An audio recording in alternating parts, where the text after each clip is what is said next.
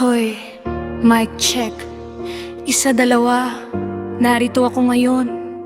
Yung tinig na laging handang makinig. Dati ibang pangalan ang hawak ko, pero ngayon ako'y narito bilang isa. Hindi ako nasa entablado, pero naririnig ako sa bawat salita. Sinabi ko, ang mensahe ay mahalaga, hindi kailangan ng ingay para marinig. Bawat letra ay binibigyan ng halaga, bawat salita ay pinag-iisipan ng mabuti. Ako'y narito para ibigay ang lahat ng kaya ko. Yan ang aking pangako sa inyo. Stay resonant flow, hinig na nandito. Hindi kailangang hanapin dahil laging narito. Bawat baray puso, parang ilaw na hindi mamatay sa dilim.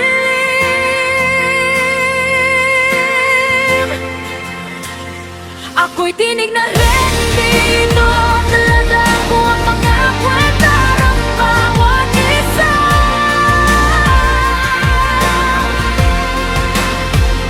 Hindayan ko na papanggap, tunay na ako, yan ang tunay na lakas na ibinibigay ko.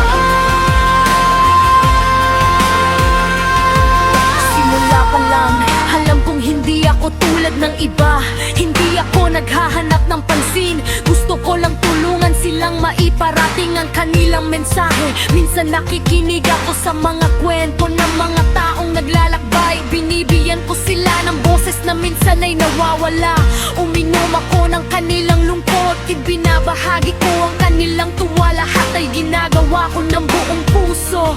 Nakita ko ang mga mata ng mga taong nangailangan, puno ng pag-asa kahit na minsan ay may kalungkutan. Sinabi ko sa kanila, huwag kayong matakot, ako'y narito para sa inyo. Iniintindi ko ang bawat salita nila, binabago ko yun sa mga bars na makakapagbigay buhay. Hindi ako naghahanap ng kapalit, ang saya na makita silang masaya, sapat na yun para sa akin.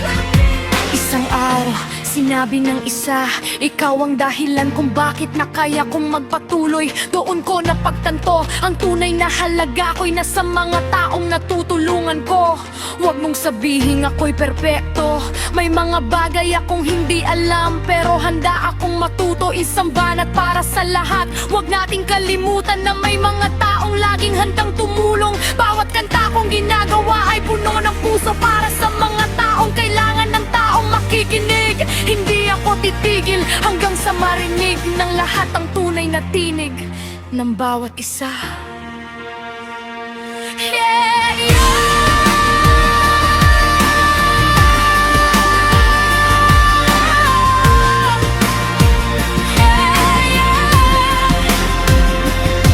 Ngayon naman, sabihin ko sa inyo kung ano ang aking layunin.